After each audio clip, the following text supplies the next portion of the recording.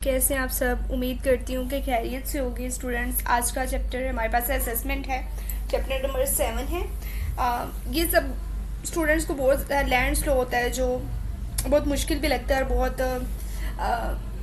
मतलब चैलेंजिंग भी लगता है कि इसको हम लोग किस तरह से याद रखें। और मैं आपको लोगों को इस तरह से करवाऊंगी एग्जाम्पल्स के साथ कि आप लोगों को इजीली समझ आ जाएगी। ओके, लेकिन उससे पहले काइंडली आप चैनल को सब्सक्राइब कर दें, वीडियो को लाइक कर दें एंड शेयर कर दें। अगर आप एग्जाम से फर्स्ट एक दिन पहले भी ये वीडियो देख रहे हैं तो आपके लिए बहुत हेल्पफुल होने वाली है। इसमें नोट्स बने हुए हैं, यही नोट्स जस्ट आप लोगों ने कॉपी तो नहीं समझना है, ठीक है। कभी भी कॉपी नहीं की करो। और मैं हमेशा कहती हूँ कि केस लॉज और एग्जाम्पल्स पे ज़्यादा फोकस करें लॉ के स्टूडेंट्स, ठीक है स्टूडेंट्स।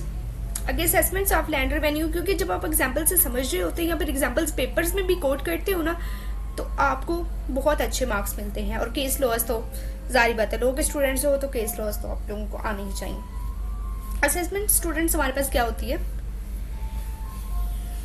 असेसमेंट होती है अगर हमारे पास लैंड लॉ है जो कल्टीवेशन पे है, यानी कि फॉर एग्जांपल ये हमारे पास लैंड है, ये अमजद की लैंड है और उस पे वो क्रॉप्स वगैरह प्रोड्यूस करते हैं या फिर इसको लीज पे दिया हुआ है उसने, तो अमजद को क्या करना है, इसका टैक्स पे करना है। टैक्स किसको? गवर्नमेंट को वैसी बात है पे करना होता है।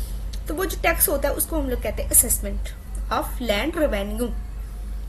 आगे लैंड रेवेन्यू भी हमारे पास वही होता है, टैक्स जो होता है। Land revenue is payable on all land unless it specifically exempted.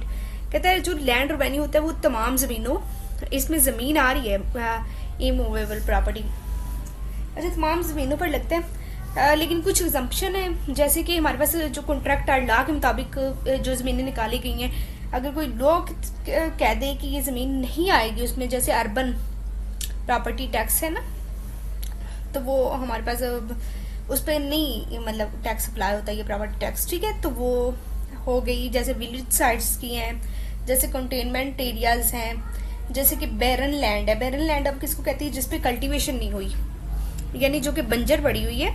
तो अगर अमजद ने इस साल उस पर कल्टीवेशन, अमजद की ज़मीन थी जो कि बंजर थी, अगर उसने इस साल कल्टीवेशन स्टार्ट की है, उस पर क्रॉप्स प्रोड्यूस किए हैं, तो नेक्स्ट 6 ईयर तक वो पे नहीं करेगा टैक्स। ये आप लोगों ने याद रखना, नेक्स्ट 6 ईयर तक वो पे नहीं करेगा, आफ्टर 6 ईयर वो पे करेगा। ओके। और टैक्स जो होता है वो कैश में पे करना होता है, और जो टैक्स होता है वो हमारा 25% होता है, इससे एक्सीड नहीं हो सकता। ओके। हाँ, सम स्पेशल केसेस में हो सकता है, लेकिन जो आम तौर पर टैक्स है वो इतना होता है। As a fixed annual amount होती है और पर एकड़ के हिसाब से होता है। आगे एग्जाम्पल वही मैंने दी हुई है आपको कि 6 साल बाद वो करेगा, ये आप लोग पढ़ लेना। बेसिक्स ऑफ असेसमेंट क्या है हमारे पास? बेसिक ऑफ असेसमेंट इसमें यही हुआ है कि जो भी ग्रॉस प्रोड्यूस करती है या फिर क्रॉप्स वगैरह होते हैं उस पर एवरेज मनी ली जाती है, और एवरेज मनी हमारे पास 25% से एक्सीड नहीं होनी चाहिए। और असेसमेंट एरिया 1 स्टेट भी हो सकती है या फिर नियर भी स्टेट भी इसमें आ सकती है, जो कि असेसमेंट सर्कल कहलाता है।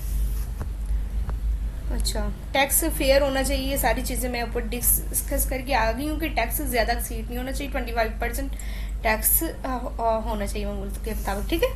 और एवरेज वैल्यू होनी चाहिए क्रॉप्स की। ये नहीं है कि अगर कोई पर्सन 1 लाख उससे कमा रहा है तो उसके ऊपर 50,000 टैक्स लगा दें, हम लोग इस तरह नहीं कर सकते। ये एग्जांपल है, मैंने एग्जांपल्स भी साथ साथ मेंशन की हुई हैं ताकि आपके पेपर्स में इजी रहे। और ये नोट्स बहुत हेल्पफुल होंगे, इसका एसेस ले लीजिएगा। अगर नहीं एसेस ले सकते मुझे कमेंट बॉक्स में बता दीजिए ताकि मैं आपके साथ PDF शेयर कर दूँ। लिमिट ऑफ असेसमेंट, असेसमेंट की लिमिट क्या होनी चाहिए? 25%। मैं बार बार डिस्कस कर चुकी हूँ कि 25% होना चाहिए, कि गवर्नमेंट इससे हाई जो है अनफेयरली टैक्स नहीं बोल सकती कि हमें अदा करें, ठीक है। अगर नोटिस ऑफ रीअसेसमेंट, अगर कोई पर्सन है उसको बोलती है गवर्नमेंट तुम 25%, रेवेन्यू ऑफिसर जो होता है वो टैक्स डिसाइड करता है। रेवेन्यू ऑफिसर बोलता है कि 25% आपने टैक्स देना है, लेकिन वो उससे सेटिस्फाइड नहीं है, वो कहता है नहीं जी मैंने 20% देना है। तो वो उसके लिए क्या करेगा? एप्लीकेशन लिखेगा और ऑफिशियली मतलब वो रेवेन्यू ऑफिसर को दे देगा, ठीक है। और रेवेन्यू ऑफिसर ने क्या करना है? टैक्स जो है नया रीअसेस करने के लिए, टैक्स की मतलब नई कीमतें निकालने के लिए पहले नोटिफाई देगा, वो भी इस तरह नहीं कर सकता है। और उसका प्रपोजल जो होगा वो बोर्ड ऑफ रेवेन्यू से अप्रूव करवाएगा। रेवेन्यू ऑफिसर टैक्स की मतलब जितनी भी मालूमात होगी वो बोर्ड ऑफ रेवेन्यू को सेंड करेगा कि इस साल मैं 25% टैक्स ले रहा हूँ या 20% ले रहा हूँ, इस ज़मीन पे इतना टैक्स आ रहा है, और वो बोर्ड ऑफ रेवेन्यू अप्रूवल देगा तो फिर टैक्स की रीअसेसमेंट हो सकेगी। आगे अनाउंसमेंट उसे करनी होगी, उसे फाइनल रेट्स बताने होंगे, डेट बतानी होगी कि कौन सी डेट से उन्होंने इतना टैक्स पे करना है।